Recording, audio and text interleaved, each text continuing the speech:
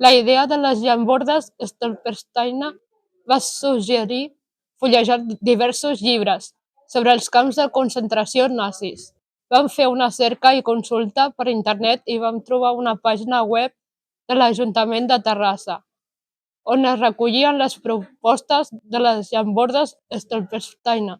A partir d'aquí se'ns va ocórrer d'anar a fotografiar-les pels carrers de la nostra ciutat, donant-los un punt de vista artístic. De resultes d'aquest treball presentem aquesta exposició feta pel Club Social de Prodis i per tenir una visió més àmplia. També hem fet un petit documental amb entrevistes de 3 personalitats que ens han introduït a la idea i creació de les llambordes a la història dels deportats i deportades vinculats a la ciutat de Terrassa.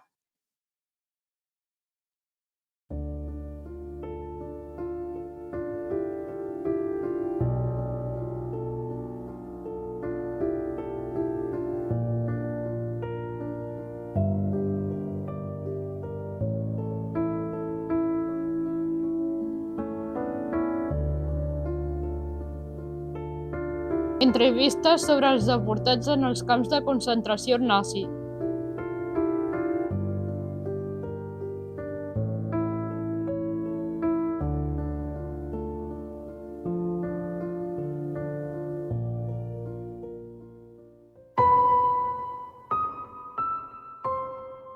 Manu Galindo, director del projecte Usos del Temps i Memòria Històrica, Ajuntament de Terrassa.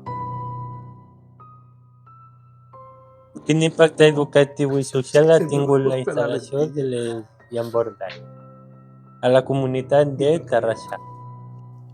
L'impacte educatiu és evident.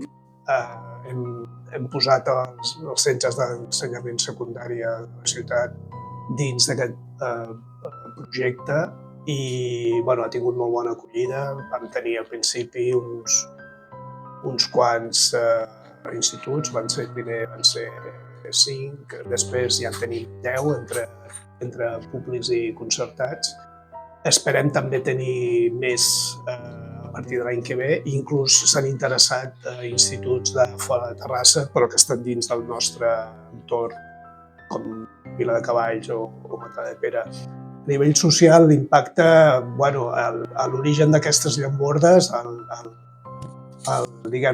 l'objectiu d'aquestes llambordes, que es diu Stolpersteine en alemany i que vol dir llambordes que ensopegues al carrer.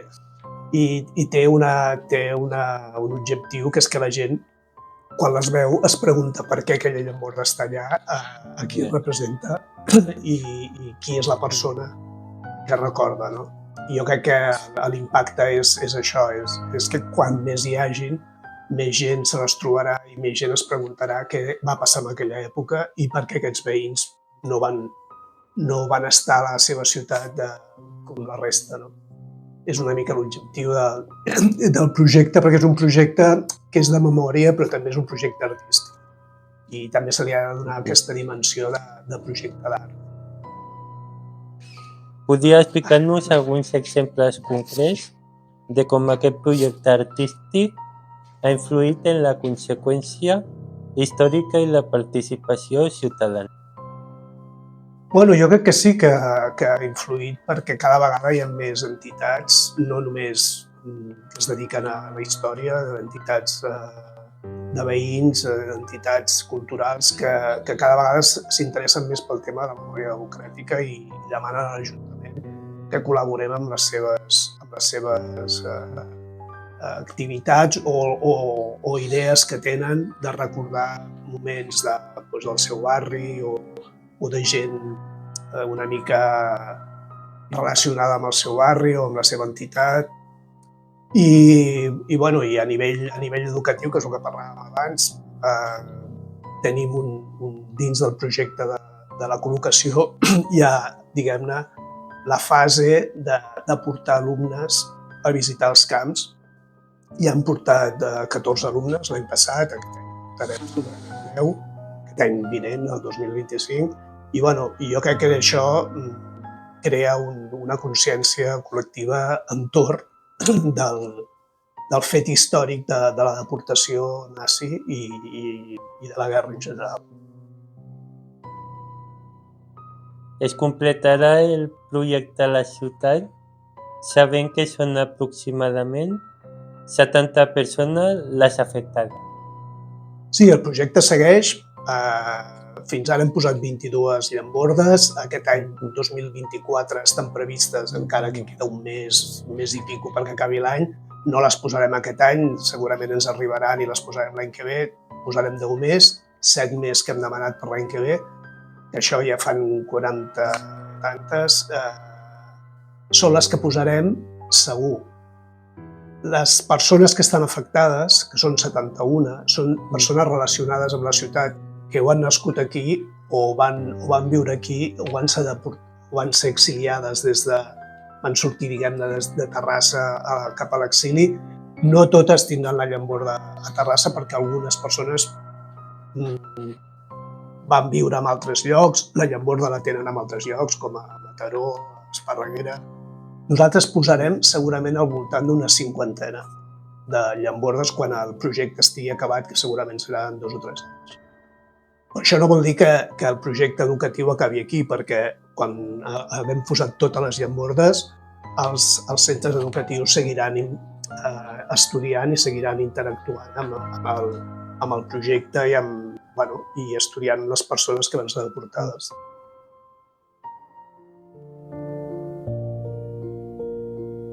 José Luis Pérez Triviño.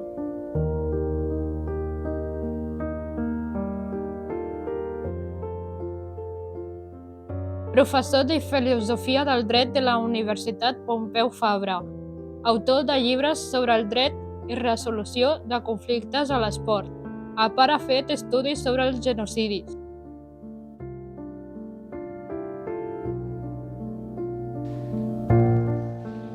Què ens pots explicar breument sobre els deportats a camp de concentració? Així. Bueno, desgraciadamente, a principios del siglo XX, el famoso Holocausto llevado a cabo por el gobierno nazi que llegó al poder en 1932. En el pasado había habido otros genocidios, pero el gobierno nazi llevó a cabo una política no solo de internamiento, sino de exterminio de varios colectivos, especialmente de los judíos, pero no solo de los judíos, también de personas con tendencias homosexuales, opositores políticos, sobre todo gente de ideas de izquierda, o incluso gitanos o testigos de Jehová. A diferencia de otros genocidios, el Holocausto se caracteriza por ser un intento sistemático de exterminio de una parte importante de grupos que antes he mencionado, y hace un uso de la tecnología que se refleja en los campos de concentración, y es eso lo que permite que, especialmente durante los últimos 2 años del gobierno nazi, en 1942 y 1945, pues murieran en los campos de concentración aproximadamente 6 millones de personas. En ese sentido se puede contextualizar la desaparición y la muerte de los represaliados políticos de origen catalán, más concretamente de origen tarrasense, porque uno de los grupos políticos, mejor dicho, que trataron de exterminar los nazis fueron aquellos que mantenían ideas muy contrarias al régimen que ellos defendían, particularmente aquellos que tuvieran alguna ideología de izquierdas o que formaran parte del Partido Comunista o de sindicatos, fueron también objeto de la política, en primer lugar, de internamiento y en segundo lugar, de exterminio que llevaron a cabo los nazis. Vale la pena recordar en este sentido que los primeros campos de internamiento que se crean por los nazis son los que van dirigidos a los opositores políticos. A estos miembros de partidos de izquierda, comunista especialmente.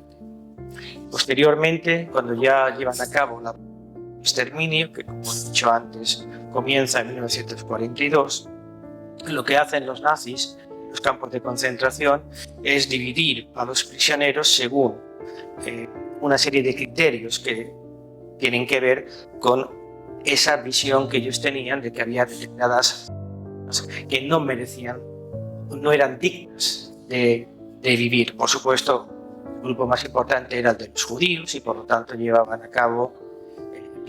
en su vestimenta dos triángulos de color amarillo, dos triángulos invertidos que hacía que la forma asemejase a la estrella de David. Pero no fueron los únicos objetivos del gobierno genocida nazi. También, por ejemplo, los mencionados grupos políticos opositores al régimen, que iban con un triángulo de color rojo, pero también, curiosamente, testigos de Jehová, que llevaban un triángulo de color púrpura, los portadores del triángulo negro, que eran gente asocial, vagabundos o incluso también criminales. Y también, cierto, los portadores del triángulo rosa, que eran los homosexuales.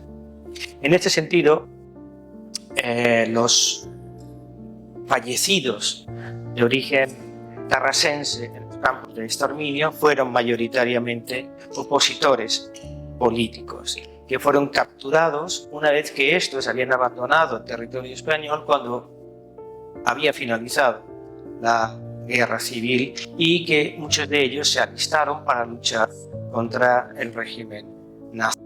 En la medida que muchos de ellos fueron capturados, posteriormente conducidos a los campos de concentración y, como es bien conocido, ya los trabajos forzados por hambre o simplemente por ejemplo, muchísimos de ellos murieron. Se calcula que hubo cerca de 4.000 presos políticos españoles, de los cuales aproximadamente pudieron haber sido catalanes, y de ellos se calcula que entre 900 y 1.000 murieron en los campos de exterminio.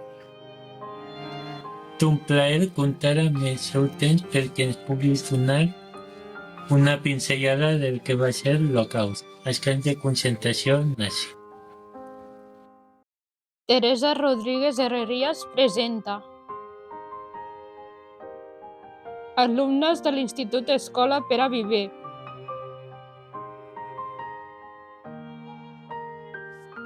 Fer les fotografies de les llambordes. Des de portals egarencs. Hem descobert que no hi ha dones entre ells. Però sabem que al camp d'extermini nazis també hi va haver dones. Què ens podeu explicar des d'una visió feminista? Tal com podeu veure, no hi ha cap dona als certs festivals, però hi ha moltes dones que van protagonitzar i van lluitar per la justícia i la dignitat de totes les persones en el període que va des de la Segona República, la guerra a Espanya, a l'exili, l'apressament als camps de concentració, la lluita durant la resistència i, per últim, la deportació als camps nazis. Intentarem donar resposta a la vostra pregunta fent referència als noms propis de dones valentes i lluitadores que val la pena que estiguin a les vostres memòries. Els noms són Teresa Torrelles Espina, Remei Olivia Berenguer, Elisabeth Eidelmet, Rosa Maria Font Casanovas, Maria Sardà i Amenós, Sara Berenguer Laosa i Neus Català i Paejà i les dones de Ravensbrück. La Teresa Torrelles Espina va ser una dona que va treballar al llarg de la seva vida per canviar la societat i aparcar la desigualtat i la injustícia que li va tocar viure. Pensaba que la ignorancia era pitjor de les mals que tenien les persones, i així que ensenyar a llegir, a escriure i a pensar va ser els seus objectius prioritaris.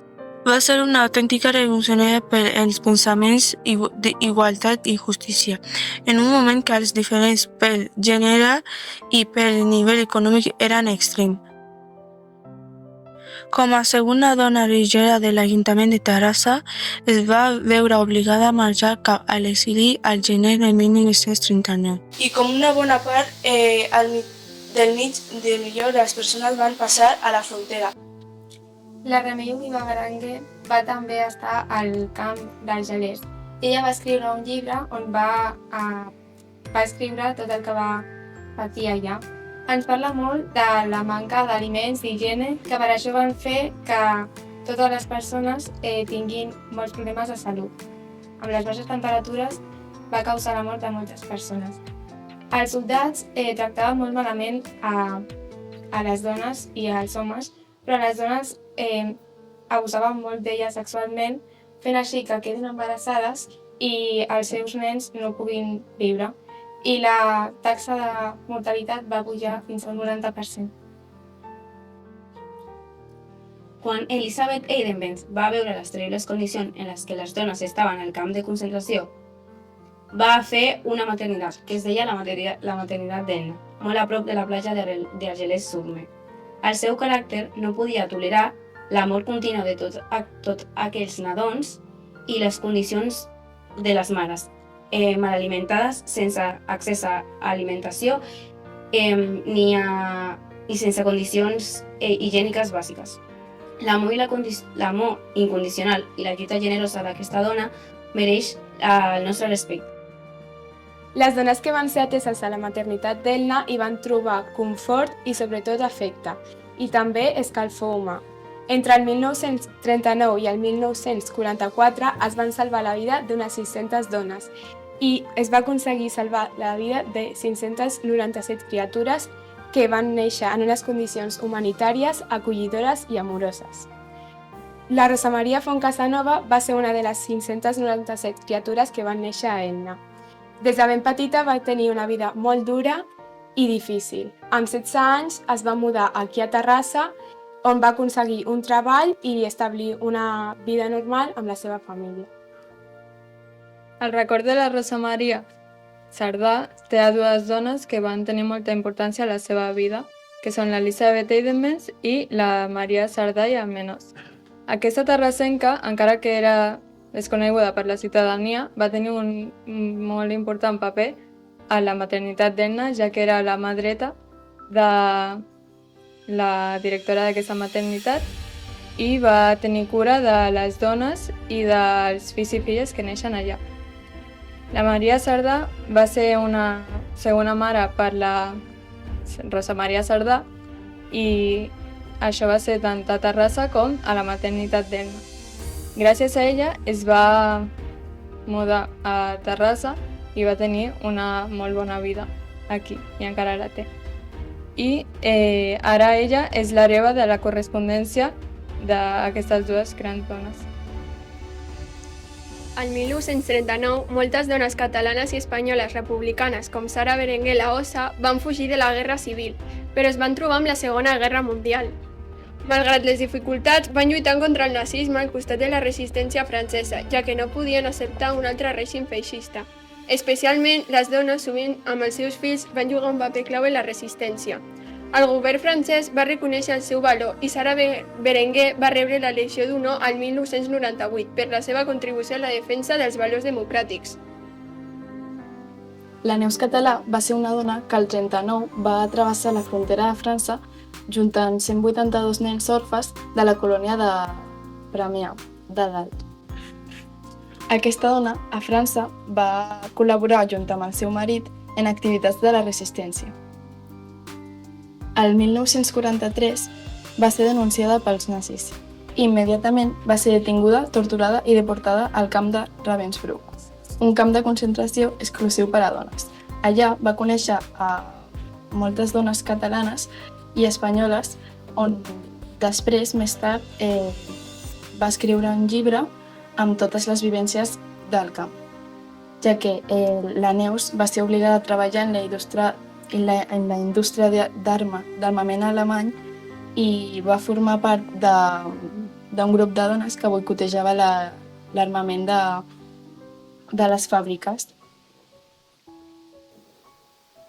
El meu pare em va dir: no baixis mai els ulls per ningú. I ho ha complert, però m'ha costat molts cops. No vaig plorar mai davant d'un nazi. Plorava després, quan em quedava sola, al llit. Era la manera de resistir. Moltes gràcies a totes. Adéu.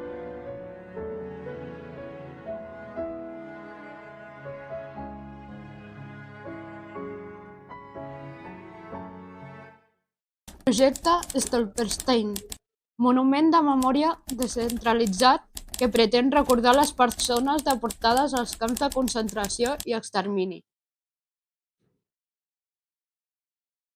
Les llombardes col·locades a carrers i places en recorden la magnitud de la tragèdia viscuda. Representen absències petites pedres que fan present el dolor de les vides trencades pel règim nazi. Històries de patiment que no poden ser oblidades ni repetides. Fins a l'abril de 2024 a Catalunya s'han instal·lat 530 llambordes, de les quals 22 es troben a Terrassa, com a testimoni del compromís amb la memòria històrica i la lluita contra l'oblit.